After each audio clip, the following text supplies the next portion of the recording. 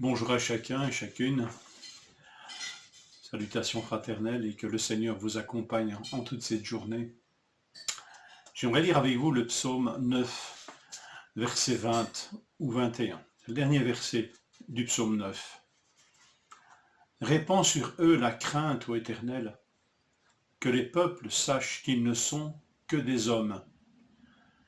Pause, nous dit le psaume, vérité à méditer, que les peuples sachent qu'ils ne sont que des hommes. En lisant ce verset à la lumière de ce que nous avons lu au psaume 8, à partir du verset 4, cela peut nous donner une vision correcte de ce que nous sommes, nous les hommes, aux yeux de Dieu. Psaume 8, verset 4. Qu'est-ce que l'homme pour que tu te souviennes de lui, et le Fils de l'homme pour que tu prennes garde à lui? Tu l'as fait de peu inférieur à Dieu, et tu l'as couronné de gloire et d'honneur. Tu lui as donné la domination sur les œuvres de tes mains. Tu as tout mis sous ses pieds, les brebis comme les bœufs, tous ensemble, et même les bêtes des champs, les oiseaux du ciel et les poissons de la mer, tout ce qui parcourt les courants marins. Nous pouvons voir à la lumière de ce texte combien l'homme créé à l'image de Dieu est singulier. Élevé à la plus haute et plus grande dignité dans le monde présent et même dans le monde futur, l'homme, en reniant celui qui l'a créé, devient un monstre d'orgueil. Et il doit lui être donc rappelé ses limites. Ils ne sont que des hommes et non Dieu. Qu'est-ce que l'homme, ô Éternel? Le psalmiste est ébloui de la création de Dieu et l'homme, qui est un peu le sommet de cette création. Et le psaume 9, que les hommes se rappellent qu'ils ne sont que des hommes. Dans cette tension, il y a tout le drame de l'humanité qui s'est séparée de Dieu. Ils ne sont que des hommes et non Dieu.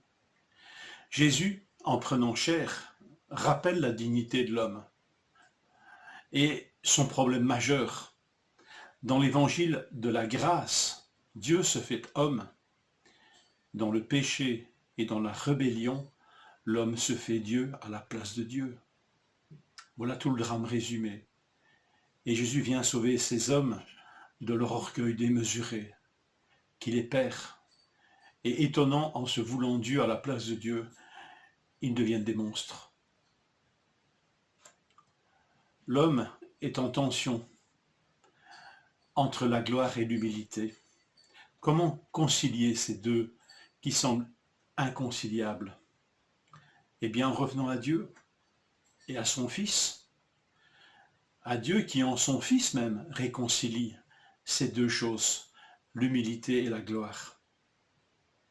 Citant le psaume 8, Hébreux 2, et ici au verset 9, nous rappelle « Mais celui qui a été fait pour un peu de temps inférieur aux anges, Jésus, nous le contemplons couronné de gloire et d'honneur, à cause de la mort qu'il a soufferte.